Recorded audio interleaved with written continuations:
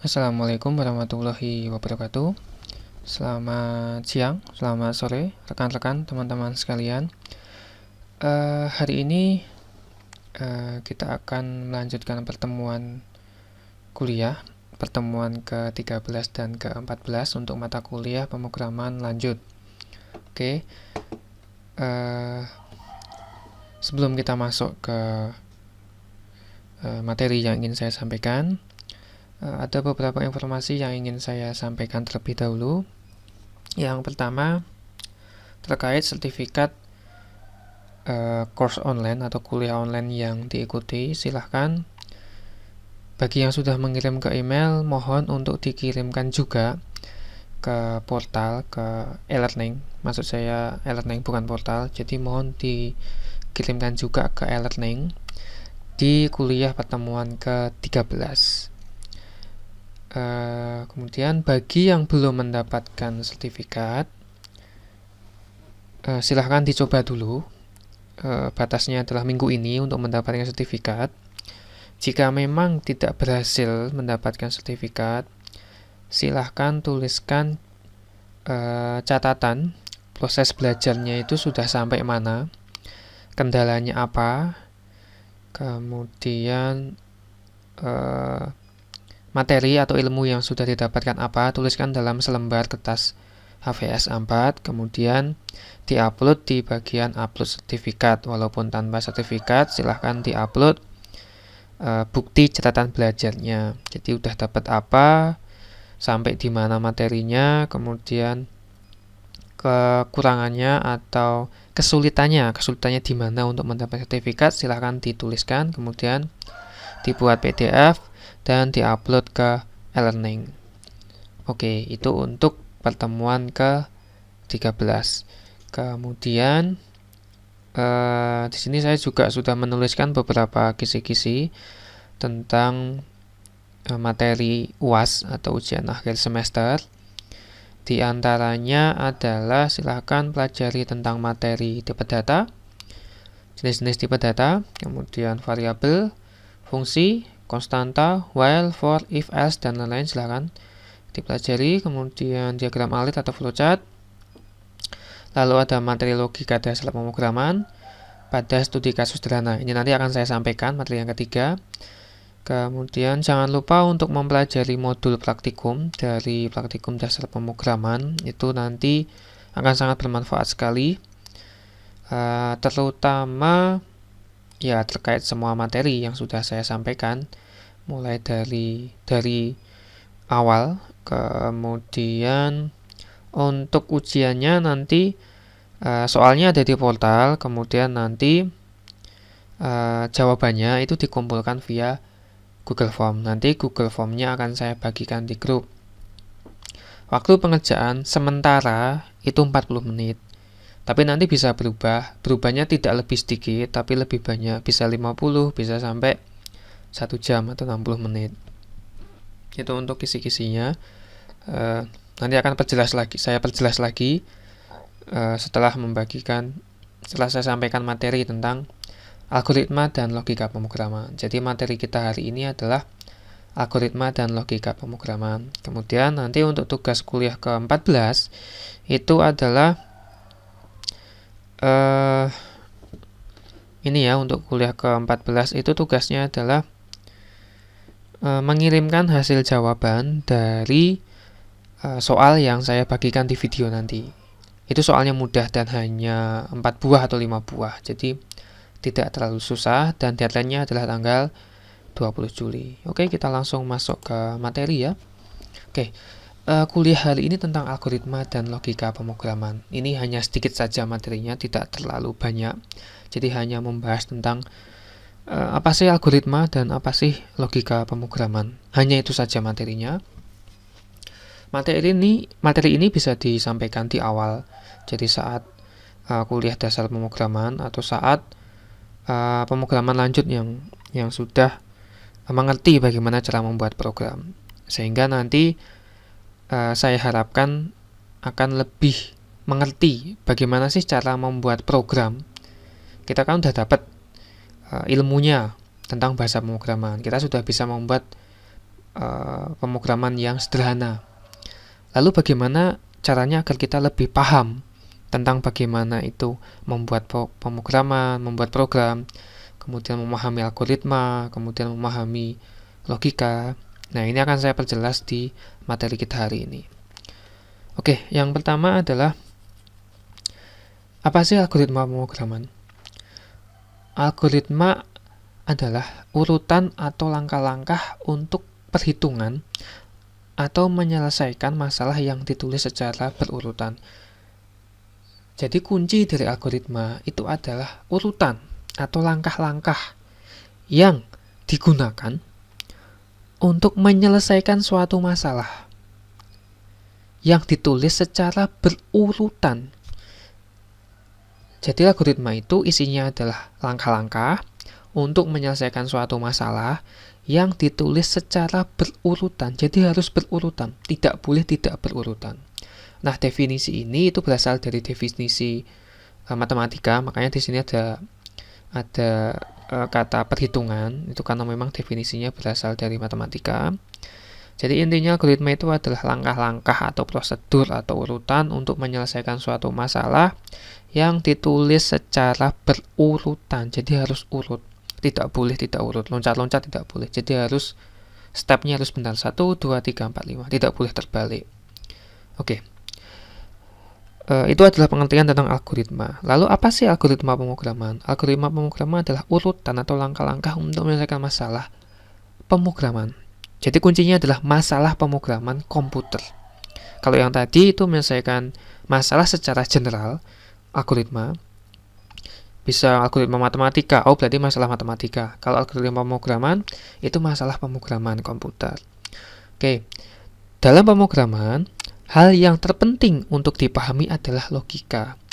Dalam berpikir bagaimana cara memecahkan dan menyelesaikan masalah pemrograman yang akan dibuat. Jadi algoritma ini sangat berhubungan dengan yang namanya logika. Logika itu jadi cara berpikir ya.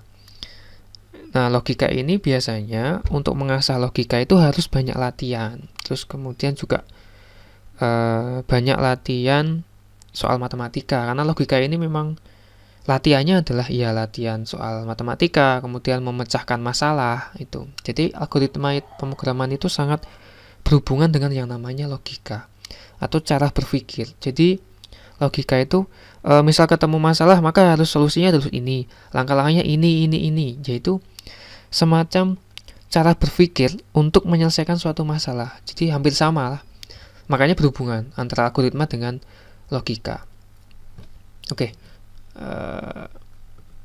Sebelum ke situ, jadi logika ini sangat penting ya bagi seorang programmer atau dalam membuat suatu program.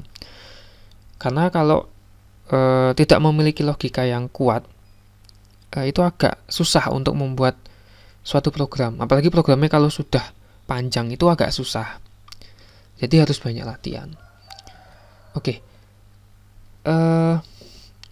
Berikut ini adalah tahapan dalam membuat program versi buku. Oke, dalam membuat program, langkah yang pertama itu adalah mendefinisikan masalah dulu. Jadi, masalahnya apa? Setelah masalah itu diketahui, maka membuat algoritma. Setelah algoritma dibuat, membuat program. Lalu, mengeksekusi program, dapat hasil. Nah, ini adalah langkah-langkah untuk membuat program. Nah, yang akan saya bahas di sini adalah membuat algoritma. Jadi, setelah kita tahu masalahnya seperti apa, maka kita buat algoritmanya. Atau kita buat solusi untuk memecahkan masalah tersebut. Itu adalah algoritma. Setelah kita paham, masalah paham, solusi paham, kemudian kita buat programnya. Setelah program dibuat, kita eksekusi hasil. Ini adalah membuat program versi buku. Versi standarnya ini. Ini adalah tahapan membuat program versi buku atau versi standar. Kemudian ada juga urutan membuat program versi pemula atau versi mahasiswa.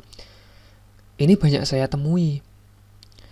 Baik itu pemula ataupun mahasiswa tingkat akhir. Mahasiswa tingkat akhir. Oke, tahapannya apa saja? Yang pertama adalah mendefinisikan masalah. Dia udah tahu masalahnya apa. Setelah tahu masalahnya, cari programnya, cari contoh programnya. Nah, setelah dapat programnya, langsung dibuat programnya dengan cara copy paste. Nggak tahu itu programnya salah atau benar, pokoknya kira-kira itu dapat menyelesaikan masalah, langsung aja dibuat, langsung di copy paste, eksekusi program, hasil. Setelah hasilnya tidak sesuai, dimodifikasi, coba-coba diganti-ganti parameternya. Ini adalah style pemula atau style mahasiswa. Coba bandingkan dengan yang sebelumnya. Apa yang beda? Oke, ini adalah yang versi buku, ini adalah yang versi mahasiswa. Jadi tidak ada bagian membuat algoritmanya. Itu yang membedakan. Membuat algoritma di sini pengertiannya adalah memahami program. Sebelum program itu dibuat, program itu harus dipelajari dulu, dipahami dulu, kemudian dibuat coretan-coretannya. Nah, terkadang mahasiswa itu langsung saja untuk membuat programnya. Baik pemula juga sama. Ini banyak saya temui di grup-grup pemrograman di sosial media. Itu biasanya programnya error, terus dimasukkan ke grup sosmed, kemudian nanya, ini kok programnya kok error ya? Kok saya tidak bisa menyalakan lampu, nggak bisa ini, nggak bisa itu? Ya karena dia tidak memahami program tersebut. Jadi sebelum program itu dibuat atau saat program itu dibuat, itu harus dipahami dulu. Jangan asal nyoba, jadi kita harus memahami dulu. Oke, itu membuat program versi pemula atau versi mahasiswa. Di sini, kalau tidak ada bagian memahami algoritma atau membuat algoritma, maka efeknya itu adalah tidak memahami program. Setelah tidak memahami program, maka hasil program juga tidak seperti yang diharapkan. Jadi ini adalah pentingnya dari membuat algoritmanya. Oke, kemudian ini adalah versi saya, versi expert. Jadi bagaimana sih urutan membuat program yang dilakukan oleh para profesional? Jadi mereka-mereka yang sudah biasa memprogram. Jadi patokan untuk seseorang itu bisa memprogram atau bisa disebut sebagai programmer itu adalah ketika dia ganti program, ganti bahasa pemrograman, dia bisa memahaminya, dia bisa membuatnya. Jadi mau ganti-ganti bahasa pemrograman apapun, dia bisa untuk membuat aplikasi atau membuat apa. Jadi misal sudah bisa bahasa C++, karena sudah paham program, sudah paham logika, dikasih bahasa basic atau Python, itu cepat sekali belajarnya. Itu adalah tanda sudah mampu membuat program atau bisa disebut dengan programmer. Oke, urutannya adalah mendefinisikan masalah sama, kemudian mencari contoh program. Setelah itu apa? Memahami program. Setelah contoh program itu dibuat, dipahami perbarisnya itu artinya apa?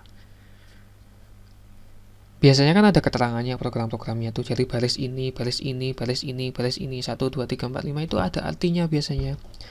Kalau ngopi di website, cari yang ada keterangannya sehingga bisa paham. Oh, maksud programnya di sini.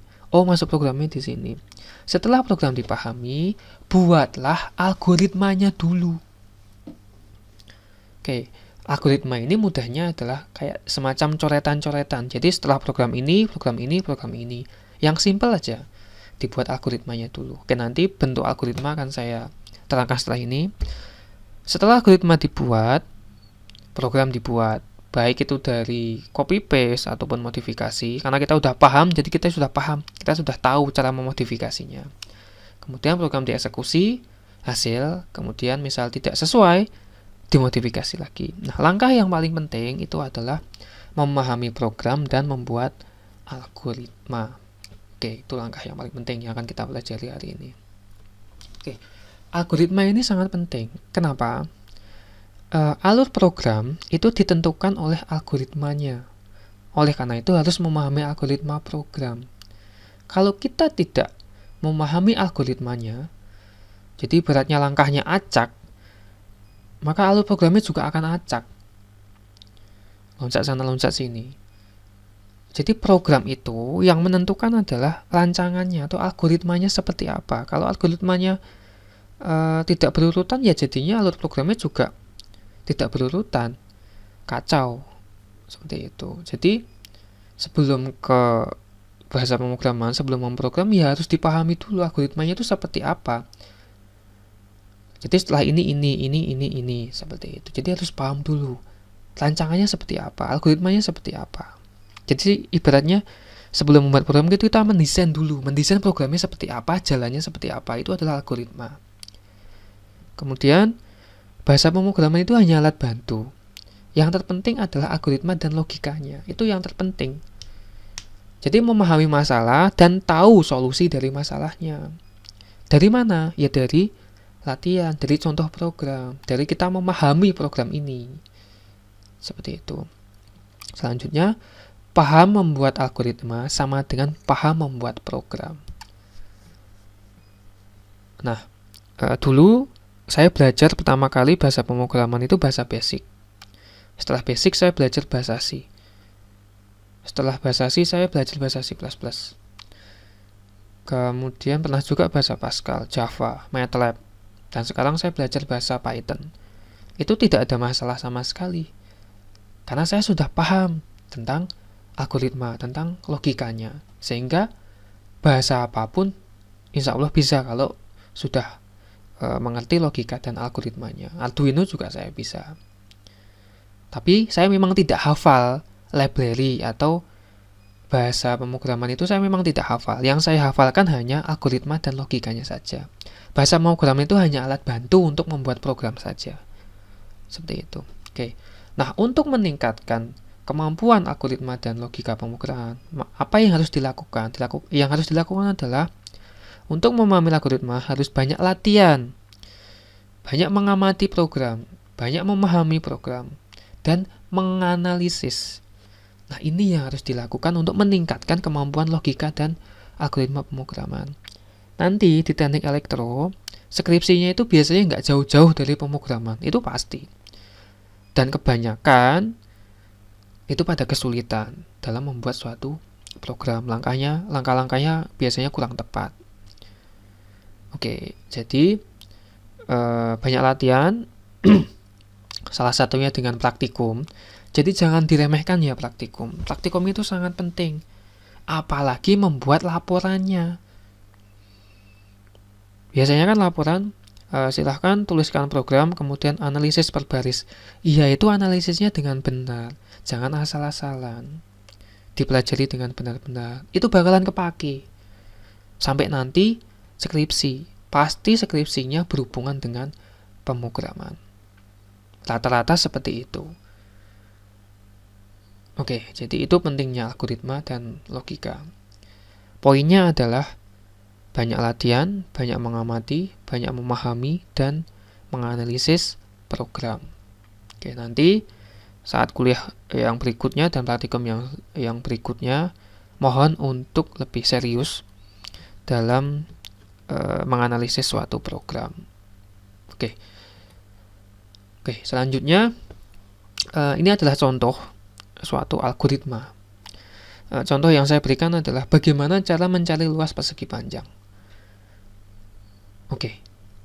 Masalahnya apa? Masalahnya adalah bagaimana sih cara menghitung luas persegi panjang. Berarti kita berpikir, oh luas persegi panjang, itu rumusnya apa dulu? Bagaimana?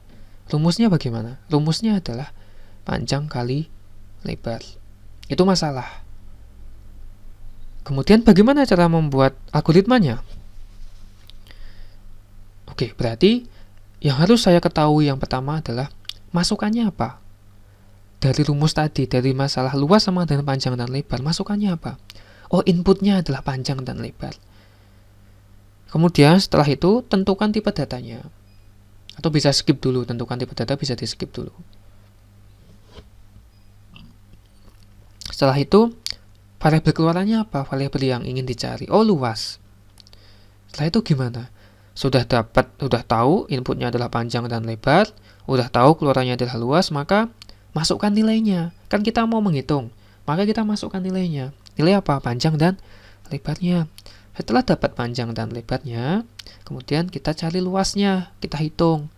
Kemudian kita tampilkan luasnya. Nah, langkah-langkah ini itu adalah suatu algoritma. Kalau dibalik-balik gimana? Tadi definisi algoritma harus berurutan. Kalau dibalik gimana? Tampilkan nilai luas di atas. Bisa nggak? Ya bisa, tapi kan luasnya belum tahu. 0 nanti nilainya. Atau hitung luas dulu di atas. Nggak bisa. Belum ada inputnya. Yang dihitung apa? Oke, jadi harus berurutan yang namanya algoritma itu. Oke, ini adalah contoh sederhana dalam membuat algoritma. Nah, dalam membuat algoritma itu ada beberapa bentuk prosedur yang bisa dilakukan. Jadi bentuk-bentuk dari membuat algoritma. Secara garis besar ada dua, yaitu dalam bentuk tulisan dan dalam bentuk gambar. Kalau dalam bentuk tulisan, itu contohnya adalah yang sebelumnya, jadi semacam tulisan coret-coretan atau tulisan bebas menggunakan bahasa Indonesia ataupun bahasa Inggris. Kemudian contoh tulisan yang kedua adalah pseudocode. Nanti akan saya kenalkan apa itu pseudocode. Dan contoh membuat algoritma yang berikutnya adalah dalam bentuk gambar, yaitu diagram alir atau flowchart. Ini yang lebih familiar. Oke, 3 bentuk ini adalah metode yang digunakan untuk membuat algoritma. Yang paling gampang ya tulisan bebas. Kemudian tulisan bebas tersebut bisa dikonvert atau dikonversi menjadi bentuk diagram alir atau flowchart yang familiar atau dalam bentuk pseudocode. Oke, ini sedikit saya bahas tentang flowchart. Sudah ya di materi makul dasar pemrograman. Kira-kira seperti ini rangkumannya. Bentuk oval untuk mulai dan selesai, jajar genjang untuk input dan output, kemudian ada persegi panjang untuk proses, lalu ada belah ketupat untuk if then atau kondisi. Oke, itu saja. Kemudian yang harus dipahami adalah, nah, kalau bentuk persegi panjang itu biasanya pakai kata kerja. Kalau bentuk jajar genjang itu tidak boleh ada kata kerja. Itu aja yang harus dipahami. Selanjutnya untuk kondisi if, biasanya ini mahasiswa biasanya lupa. Kalau if itu harus ada ya dan tidaknya. Jadi harus ada ya dan tidak. Tidak boleh hanya satu buah, itu tidak bisa. Jadi harus ada ya dan tidaknya. Oke, ini contoh dari diagram alir atau flowchart. Oke, mulai, kemudian masukkan panjang dan lebar. Nah, kata masukannya itu tidak perlu dituliskan, cukup tuliskan nama variabelnya saja. Jadi terkadang ada mahasiswa yang menuliskannya input panjang dan input lebar. Jajar genjang itu artinya sudah input atau output, jadi nggak usah diperjelas lagi. Jadi cukup nama variabelnya saja. Kemudian proses atau persegi panjang. Nah, ini tuliskan kata kerjanya, menghitung luas. Kalau hanya luas saja, itu masih kurang biasanya tuh. Jadi menghitung luas. Ini untuk menandakan suatu proses. Kemudian luas yang berbentuk jajar genjang, ini artinya adalah output. Cukup nama variabelnya saja. Maaf. Kemudian selesai. Oke. Kemudian ini contoh diagram alir yang berikutnya yang pakai if. Nah, ini untuk yang if atau belah ketupat, itu harus ada bagian ya dan tidaknya. Ya. Jadi harus ada ya dan tidak. Tidak boleh hanya ya saja atau tidak saja. Jadi harus dua. Ini yang harus dipahami tentang blok belah ketupat atau blok if. Oke, sekarang kita ke pseudocode. Tadi ada diagram alir sudah. Kemudian ada teks bebas atau tulisan bebas, itu sudah. Nah, ini adalah bentuk dari pseudocode. Contohnya adalah sebagai berikut. Program hitung luas persegi panjang, ini adalah judulnya. Kemudian ada deklarasi atau inisialisasi. Di sini ada variabel input dan outputnya. Kemudian juga ada tipe datanya. Var, panjang, lebar, luas, integer. Maksudnya adalah var itu adalah variabel. Jadi variabelnya adalah panjang, lebar, dan luas. Tipe datanya adalah integer. Ini adalah deklarasi atau inisialisasi. Kemudian algoritmanya adalah input panjang, input lebar, luas, tanda panah menuju luas, panjang kali lebar. Maksud dari tanda panah itu adalah panjang kali lebar itu dimasukkan atau disimpan ke dalam variabel luas. Jadi setelah diperoleh input panjang, input lebar, kemudian dihitung, lalu hasil perhitungan itu disimpan atau dimasukkan ke dalam variabel luas. Kemudian print luas ditampilkan. Oke, ini adalah bentuk pseudocode. Sebenarnya bentuk pseudocode ini sangat memudahkan ketika membuat program, tapi memang kurang familiar dibandingkan dengan diagram alir. Oke, ini adalah bentuk yang lain. Misal kita punya dua buah variabel dengan tipe data yang berbeda, maka bisa dipisah. Deklarasi var p float, kemudian var r dan luas integer. Oke, sama. Algoritmanya adalah masukkan nilai pi sama dengan 3,14, kemudian input nilai r diinput oleh user, kemudian luas pi r kali r, output luas. Jadi bisa print, bisa luas. Jadi ini lebih mendekati pada program yang sesungguhnya. Oke, lanjut. Ini adalah contoh pseudocode untuk yang if, untuk program ganjil genap. Jadi input bilangan, jadi masukannya adalah bilangan.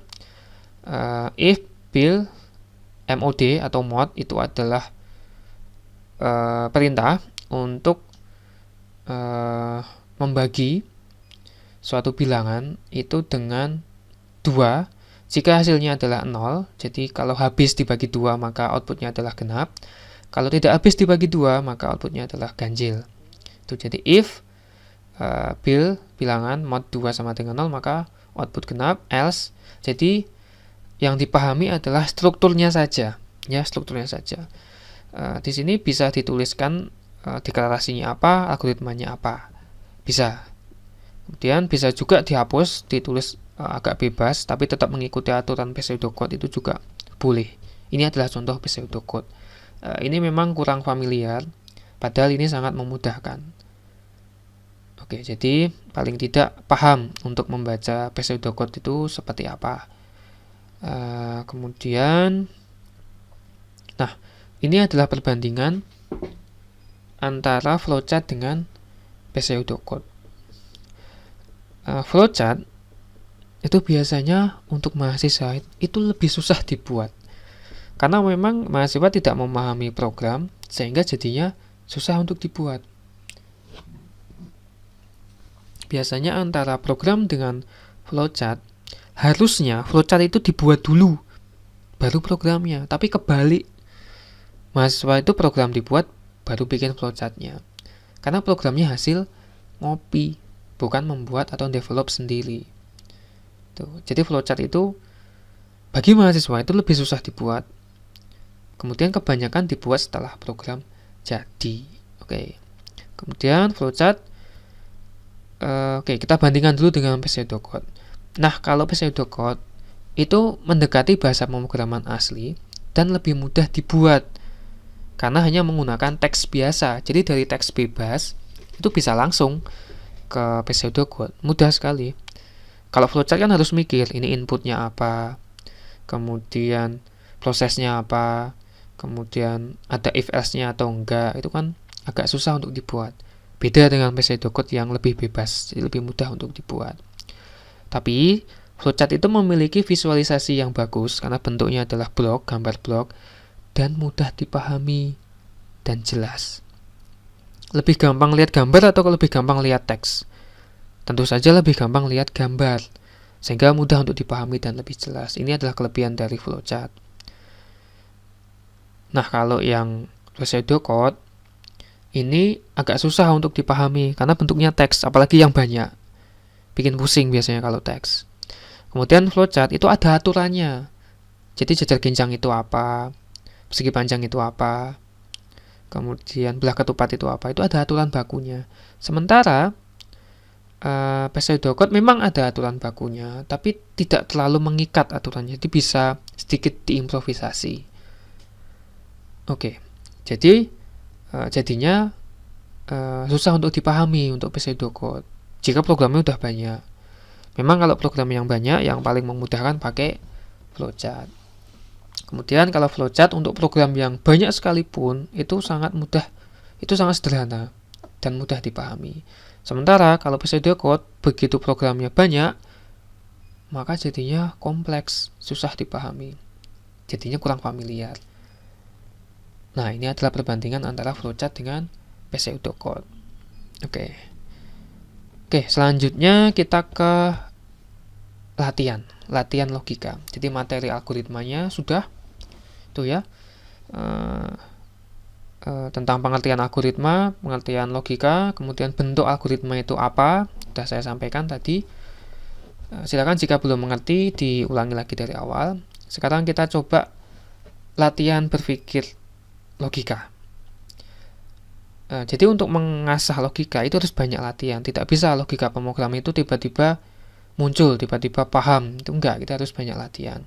Ini berkaitan dengan yang namanya soal-soal psikologi atau psikotes. Contohnya adalah soal berikut. Bagaimana cara mendapatkan air dengan volume 3 liter dari gelas dengan ukuran 2 liter dan 5 liter?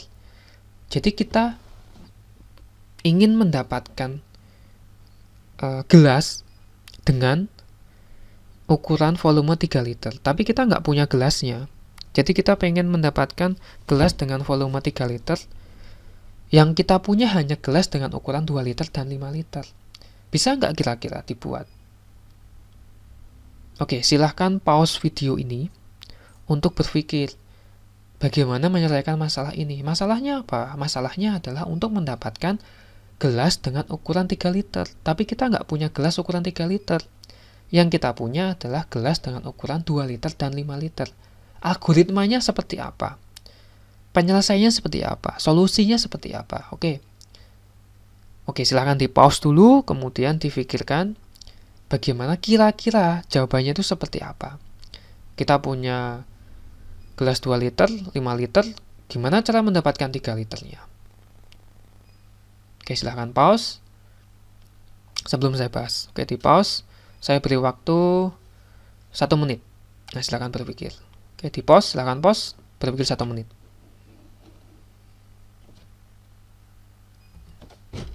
Oke, ini adalah jawabannya. Untuk mendapatkan gelas dengan ukuran volume air 3 liter, maka yang harus kita lakukan dengan gelas 2 liter dan 3 liter apa? Nah, langkahnya adalah sebagai berikut. Masukkan air ke dalam gelas 5 liter penuh, lalu tuang air dalam gelas 5 liter tersebut ke dalam gelas 2 liter. Sehingga akan tertinggal di gelas 5 liter tersebut air dengan volume 3 liter. Jadi kita gelas yang 5 liter kita penuhin airnya, kemudian kita tuang sebanyak 2 liter, 5 dikurangi 2, jadinya dapat 3 liter. Maaf, ada salah.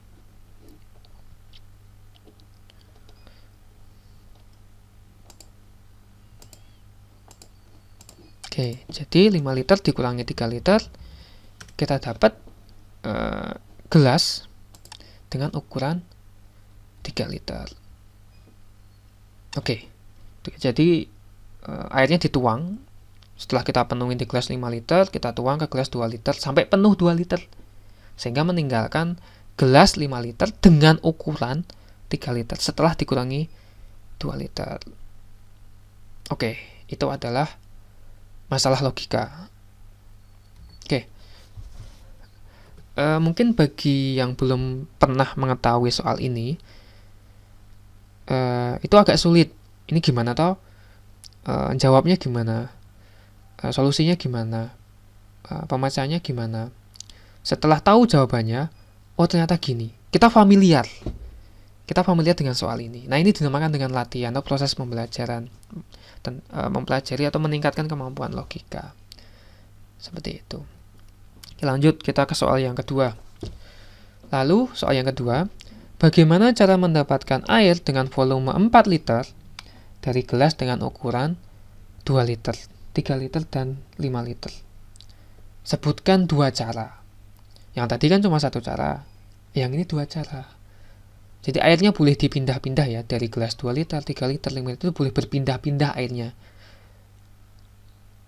Tujuannya tetap sama. Kalau yang sekarang tujuannya untuk mendapatkan air dengan volume 4 liter. Oke, silahkan pause video ini, kemudian silahkan berpikir dalam waktu 1 menit, temukan dua cara yang digunakan untuk mendapatkan gelas dengan volume air 4 liter dengan gelas yang tersedia, yaitu 2, 3, dan 5. Jadi kita nggak punya gelas ukuran 4 liter. Kita cuma punya gelas dengan ukuran 2, 3, dan 5. Nah, cara mendapatkannya itu bagaimana? Cara 1, cara 2. Oke, silahkan pause videonya, silahkan berpikir selama 1 menit. Oke, berikut adalah jawabannya. Oke, ada dua cara. Cara yang pertama adalah masukkan 2 liter air pada gelas 5 liter. Oke, jadi kita pakai gelas 2 liter. Kemudian kita tuang ke gelas 5 liter. Setelah itu, ambil air lagi dengan gelas yang sama dengan 2 liter, dituang lagi ke dalam gelas 5 liter. Jadi 2 tambah 2 dapat 4 liter. Oke, saya perbaiki dulu jawabannya. Oke, masukkan 2 liter air sebanyak 2 kali.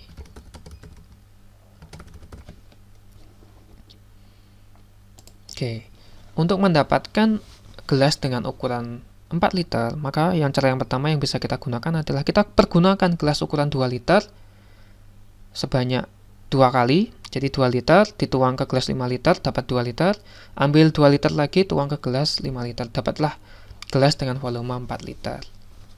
Oke, itu cara yang pertama. Cara yang kedua adalah menggunakan gelas yang ketiga gelas. Jadi, masukkan air ke dalam gelas 5 liter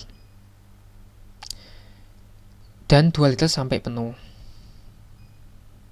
Jadi, kita isi dulu gelas 5 liter sampai penuh dan gelas 2 liter sampai penuh.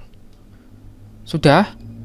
Kalau sudah, tuang air di dalam gelas 5 liter ke dalam gelas 3 liter. Jadi dari 5 liter itu dituang ke gelas 3 liter dulu. Sehingga 5 dikurangi 3 dapat 2 liter. Kemudian setelah itu tuang gelas yang 2 liter lagi ke dalam gelas yang tadi 5 liter tadi. Sehingga diperoleh 4 liter. Oke, jadi dari 5 dipenuhin, kemudian dituang ke gelas 3 liter, sehingga tersisa 2 liter. Kemudian kita ambil gelas 2 liter, dipenuhin, masukin ke gelas 5 liter. Jadi 2 tambah 2 dapat 4 liter. Susah dipahami? Ya ini namanya logika.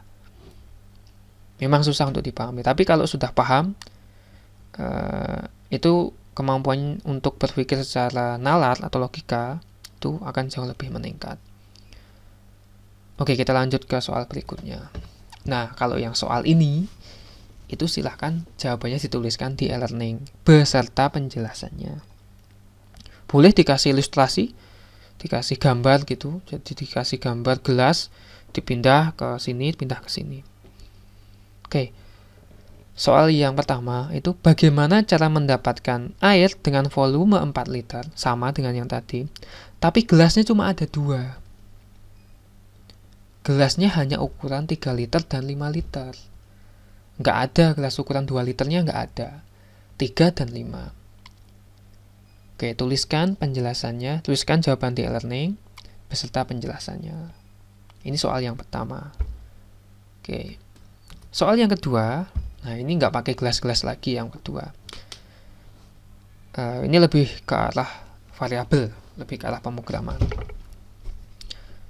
Oke, soal logika yang kedua adalah jika diketahui program sebagai berikut, X sama dengan 1, Y sama dengan 2, X sama dengan Y, Z sama dengan X, berapa nilai Z-nya?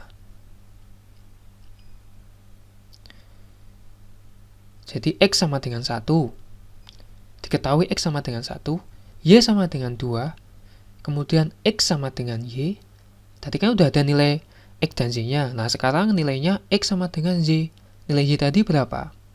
Oke, kemudian Z sama dengan X. Tadi udah ngitung-ngitung itu.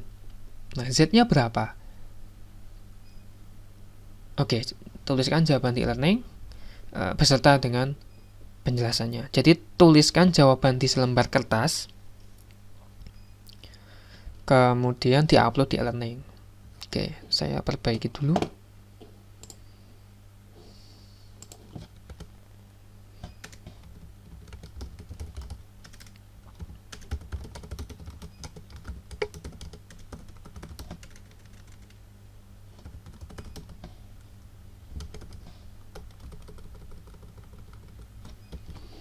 Oke, soal yang pertama, soal yang kedua. Sebentar, saya ubah dulu. Jadi soalnya ada 5. Semuanya masalah logika. Oke, soal yang ketiga. Yang kedua sudah. Yang ketiga, diketahui suatu program X sama dengan 1, X plus plus, X sama dengan X plus 1, X plus sama dengan 1. Berapa nilai X-nya?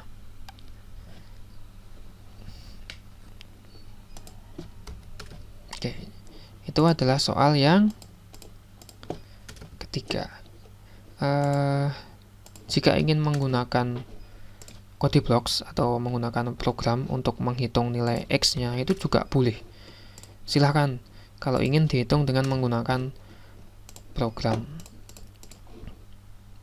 Jadi silahkan untuk dihitung menggunakan program, tapi diamati. Jadi X sama dengan 1, C out X. X plus plus, C out X. X sama dengan X plus 1, C out X. X plus sama dengan 1, C out X. Jadi setiap langkah itu di C out semua, atau dikeluarkan, ditampilkan berapa nilai X-nya setelah proses ini, dan ini. Oh, sehingga paham X plus itu artinya apa, X sama dengan X plus 1 itu artinya apa, X plus sama dengan 1 itu artinya apa. Nah, ini cara berpikir logika, memahami program, mengasah logika, sehingga nanti algoritmanya atau kemampuan berlogikanya bisa bertambah. Jadi kuncinya adalah memahami program, kemudian membuat algoritmanya. Oke, selanjutnya soal yang nomor 4. X sama dengan 5. Jadi ketahui suatu program X sama dengan 5. X min. X min itu apa? Silahkan cari di modul. Kemudian X sama dengan X dikali dengan 2 atau bintang 2, kemudian X minus sama dengan 1. Berapa nilai X-nya? Oke, silakan dicari tahu. Beserta penjelasannya. Penjelasannya apa? Penjelasannya itu misal X sama dengan 5. Diketahui X sama dengan 5. Sampingnya X min. Artinya apa? Sehingga 5 ditambah atau dikurangi atau dikali. Nah, itu silakan diperjelaskan sebelah kanannya, sehingga nanti akan paham, memahami. Boleh juga pakai program, silahkan. Tapi pertahapan silahkan di check out atau ditampilkan, sehingga tahu maksud dari program ini apa. Selanjutnya soal logika nomor 5. X sama dengan 1, Y sama dengan 2, Z sama dengan X plus Y, Y sama dengan 3, X sama dengan Y plus Z, Y sama dengan X plus Y plus Z. Oke, silahkan hitung berapa nilai X, Y, dan Z-nya. Oke, ini adalah soal latihan untuk logika, untuk meningkatkan kemampuan logika, sehingga nanti lebih mudah untuk membuat algoritma. Oke, silahkan tuliskan jawaban dari kelima soal di selembar kertas, kemudian diupload ke e-learning beserta dengan penjelasannya di sebelah kanannya. Buat latihan sebelum UAS. Oke, ini adalah kisi-kisi UAS. Di antaranya adalah silakan belajar tentang tipe data, jenis-jenis tipe data, bool, integer, float, long, string, dan char. Itu digunakan untuk apa, jangkauannya berapa, silakan dipahami. Kemudian setelah tipe data, variabel.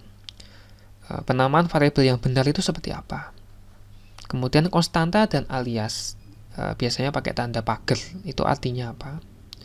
Kemudian algoritma dan logika pemrograman. Soal yang tadi, soal latihan silahkan dikerjakan. dan dikumpulkan. Itu ada yang keluar nanti. Oke, ini bukan lagi kisi-kisi, tapi saya ngasih tahu yang keluar. Kemudian pahami tentang diagram alir flowchart, arti setiap blok. Lalu pahami tentang fungsi dan library dari bahasa pemrograman C++ utamanya. Kemudian pahami tentang struktur if, else, for, loop, dan while. Mungkin ada yang bertanya-tanya, Pak, kok materinya ini terus? Jadi materi ini itu adalah dasar dalam mempelajari suatu pemrograman. Bahasa pemrograman apapun pasti tidak jauh-jauh dari materi ini. Tipe data, variabel, konstanta, alias, algoritma dan logika pemrograman, diagram alir, flowchart, fungsi, library, if, else, for, loop, while. Pasti kayak gini materi bahasa pemrograman. Mau C, mau C++, mau Python, mau MATLAB, itu sama. Bahasa pemrograman itu hanya tools saja. Setelah jenengan memahami satu bahasa pemrograman, belajar bahasa pemrograman yang lain itu akan sangat mudah. Makanya di dasar pemrograman dan pemrograman lanjut, ini sangat ditanamkan sekali. Setelah ini, nanti jika paham, nanti akan lebih mudah dalam mempelajari bahasa pemrograman. Mau ke Arduino, mau ke STM, atau mau ke Python, itu akan lebih mudah setelah memahami ini. Oke, demikian materi yang dapat saya sampaikan. Kurang lebihnya mohon maaf, semoga bisa dimengerti. Jangan lupa untuk belajar. Untuk UAS sesuai dengan jadwal, silakan luangkan waktu dan jangan sampai meninggalkan UAS. Kemudian jika memang nanti ada sesuatu, misal ada hal yang membuat tidak bisa mengikuti ujian, silakan informasikan ke saya, misal mati lampu atau sedang ada acara atau kena musibah. Semoga tidak ada masalah apa-apa.